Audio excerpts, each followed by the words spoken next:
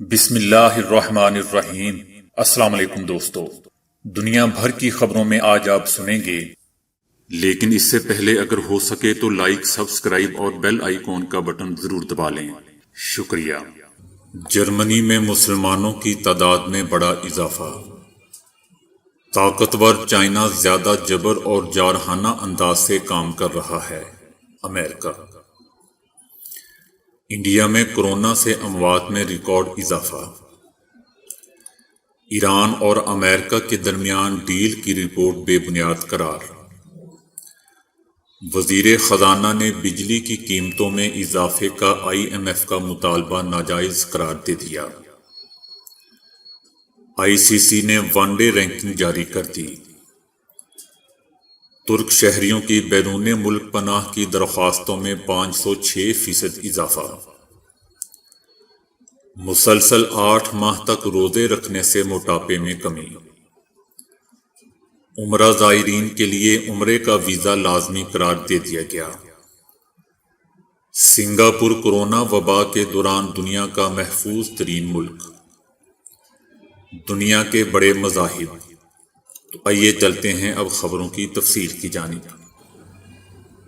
جرمنی میں حالیہ سالوں کے دوران مسلمانوں کی تعداد میں بڑا اضافہ ریکارڈ کیا گیا ہے۔ جرمنی نشریاتی ادارے DW کی ایک رپورٹ کے مطابق کچھ ہی عرصے میں جرمنی میں مسلمانوں کی تعداد 53 لاکھ سے بڑھ کر 56 لاکھ ہو چکی ہے۔ جرمنی کی کل آبادی میں اس وقت مسلم آبادی کا تناسب 6.4 سے 6.7 تک ہو چکا ہے۔ جرمنی میں اسلام کے پیروکاروں میں 9 لاکھ افراد کا اضافہ ہوا ہے۔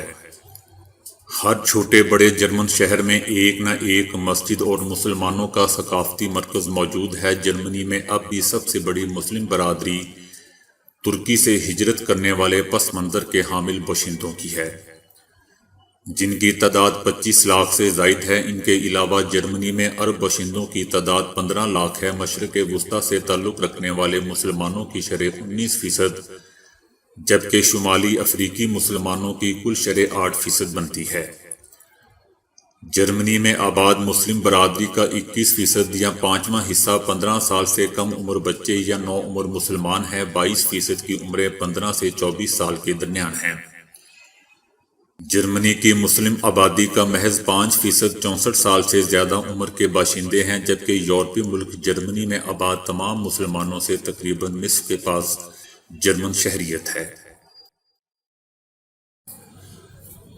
امریکہ کا کہنا ہے کہ طاقتور بنتا چائنا زیادہ جبر اور جارحانہ انداز سے کام کر رہا ہے۔ طاقتور بنتا چین ورلڈ آرڈر کو چیلنج کر رہا ہے، کیونکہ وہ اپنا اثر و رسوخ بڑھا رہا ہے۔ ہم گزشتہ کئی برسوں سے جو دیکھ رہے ہیں وہ یہ ہے کہ چائنا اپنے گھر میں زیادہ جابرانہ انداز میں اور بیرون ملک زیادہ جارحانہ انداز میں کام کر رہا ہے۔ امریکی صدر جو بائیڈن نے ایک بار کہا تھا کہ وہ چائنا کے ساتھ تنازعہ نہیں بڑھانا چاہتے۔ جو بائیڈن کا کہنا تھا کہ انہوں نے چینی صدر شی جن پنگ کو بتایا ہے کہ 21ویں صدی کی غالب طاقت بننے کے مقابلے میں ہم مقابلے کا خیر مقدم کرتے ہیں اور ہم تنازعات کی تلاش میں نہیں ہیں۔ امریکہ کا یہ بھی کہنا ہے کہ چائنا ورلڈ آرڈر کو کمزور کرنے کی صلاحیت رکھتا ہے۔ چائنا دنیا کا ایک ایسا ملک ہے جو قواعد پر مبنی آرڈر، جس کی ہم بہت زیادہ پرواہ کرتے ہیں اور اس کے دفاع کے لیے پرعزم ہیں، اس کو کمزور کرنے یا چیلنج کرنے کی فوجی، معاشی اور سفارتی صلاحیت رکھتا ہے۔ ہمارا مقصد چائنا کو قابو میں رکھنا، اسے پیچھے دھکیلنا، اسے نیچے رکھنا نہیں ہے، بلکہ اس نظام کو برقرار رکھنا ہے جسے چائنا سے خطرے کا سامنا ہے۔ انڈیا میں کورونا کے باعث ہونے والی اموات میں ریکارڈ اضافہ ہو گیا ہے، جبکہ مریضوں کے علاج کے لیے مزید عالمی امداد بھی پہنچ گئی ہے۔ اتوار کو 3690 افراد کی موت واقع ہوئی تھی، جو اب تک ایک دن میں ہونے والی اموات کی سب سے بڑی تعداد ہے، جبکہ کورونا متاثرین کے 4 لاکھ نئے کیسز سامنے آئے ہیں۔ امریکہ، برطانیہ اور روس کے بعد فرانس کی جانب سے امدادی سامان پہنچ گیا ہے، جس میں 8 آکسیجن جنریٹر پلانٹس اور 28 وینٹی لیٹرز شامل ہیں۔ گزشتہ روز جرمنی کی جانب سے بھیجے گئے وینٹی لیٹر بھی انڈیا پہنچ گئے تھے۔ امریکہ، برطانیہ اور روس کی جانب سے آکسیجن جنریٹر، فیس ماسک اور ویکسین کی خوراکیں بھجوائی گئی ہیں۔ دنیا بھر میں اب تک 30 سے زائد افراد کورونا کا شکار ہو چکے ہیں۔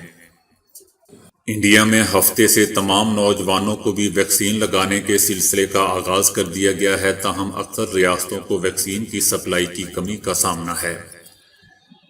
انڈیا میں تعینات جرمنی کے سفیر کا کہنا ہے کہ آکسیجن نہ ہونے کے باعث لوگ کبھی ہسپتالوں کے سامنے دم توڑ رہے ہوتے ہیں یا کبھی اپنی گاڑی میں۔ جرمنی نے انڈیا کو 120 وینٹی لیٹرز عطیہ کیے ہیں جو ہفتے کو پہنچ گئے تھے۔ ویکسینیشن سینٹرز کے باہر لوگوں کی لمبی قطاریں دیکھنے کو ملتی ہیں جو ویکسین لگوانے کے لیے بے تاب ہیں۔ سوشل میڈیا پلیٹ فارم پر بھی صارفین کی بڑی تعداد آکسیجن سلنڈر، ادویات یا بیڈز کے لیے اپیل کرتے ہوئے دکھائی دیتے ہیں، جن کی قلت کے باعث شہریوں کو شدید مشکلات کا سامنا ہے۔ امریکی حکومت کے مشیر ڈاکٹر اینتھونی فاؤچی نے کہا ہے کہ انڈیا کو کورونا کی لہر سے مقابلہ کرنے کے لیے پورے ملک میں لاک ڈاؤن نافذ کرنا پڑے گا۔ متعدد ممالک نے انڈیا جانے والی پروازوں پر پابندی عائد کر دی ہے۔ سری لنکا میں بھی متاثرین کی تعداد میں ریکارڈ اضافہ دیکھنے میں آیا ہے۔ سری لنکا میں وبائی امراض کے ماہر سدھر سمارا ویرا کا کہنا ہے کہ سری لنکا میں بھی جلد ہی انڈیا جیسی صورتحال کا سامنا کرنا پڑ سکتا ہے۔ امریکی اسٹیٹ ڈپارٹمنٹ نے ایران کے سرکاری میڈیا کی جانب سے نشر ہونے والی ان خبروں کو بے بنیاد قرار دیا ہے جس میں کہا گیا تھا کہ ایران اور امریکہ کے درمیان ڈیل ہو چکی ہے۔ اس خبر کی بھی تردید کی گئی ہے کہ امریکیوں نے ایران میں گرفتار 4 امریکیوں کی رہائی کے بدلے ایران کے منجمد کیے گئے $7 ارب جاری کرنے کی حامی بھر لی ہے۔ گزشتہ روز ایران کے سرکاری میڈیا نے ایک رپورٹ جاری کی تھی جس میں برطانیہ کے حوالے سے بھی کہا گیا تھا کہ اگر برطانیہ نے ایران کے قرضے ادا کر دیے تو برطانوی نژاد نازین صغیری ریٹ کلف کو بھی رہا کر دیا جائے گا۔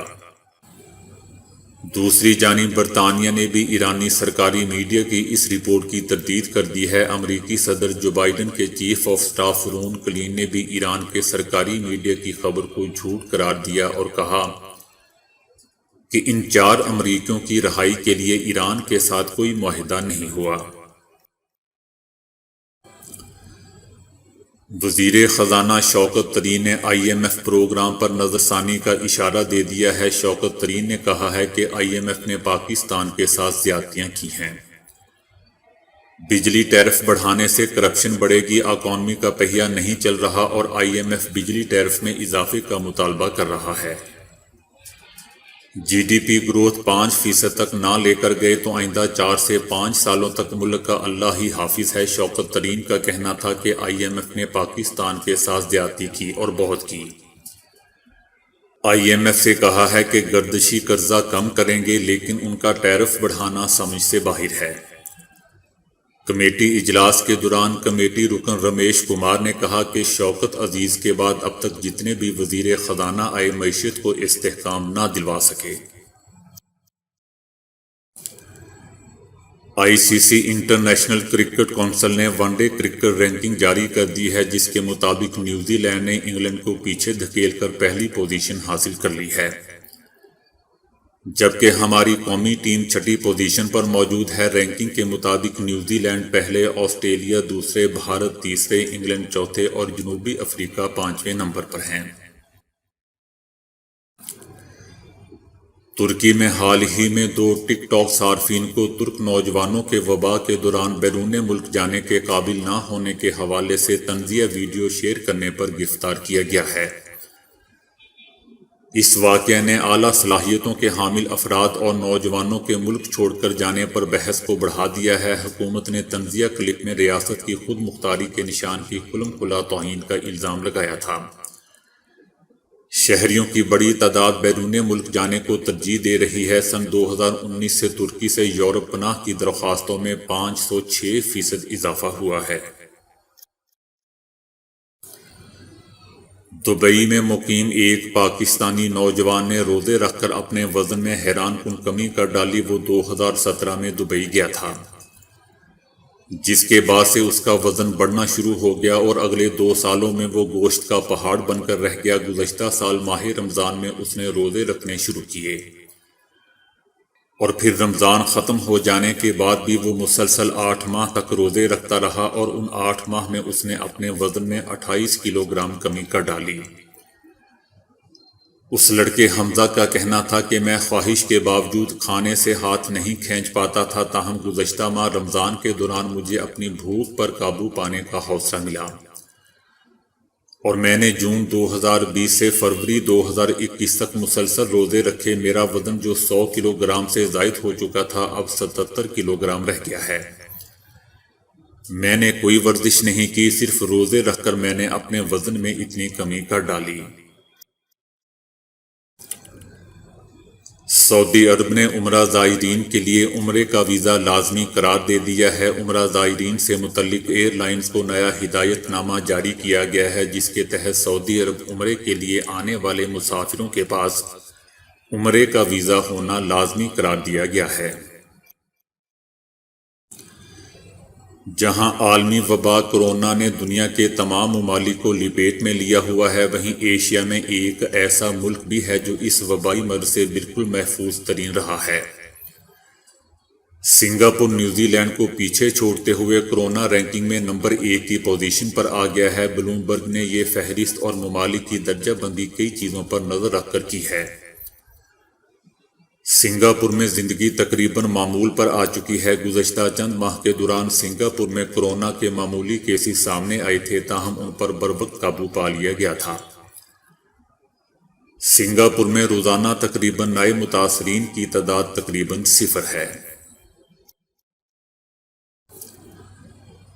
کائنات کا خالق کون ہے؟ اس بات پر دنیا کے انسانوں میں کبھی اتفاق نہیں ہوا۔ اس بنا پر دنیا میں مختلف مذاہب پائے جاتے ہیں جو اپنے اپنے شعور کے مطابق کائنات کے خالق کا تعین کرتے ہیں اور اپنے اپنے انداز سے اس کی عبادت کرتے ہیں۔ کرسچین آبادی کے لحاظ سے دنیا کا سب سے بڑا مذہب ہے، جس کے ماننے والوں کی تعداد 2.4 بلین کے لگ بھگ ہے، یعنی دنیا کی کل آبادی کا 33.4% حصہ کرسچین ہے۔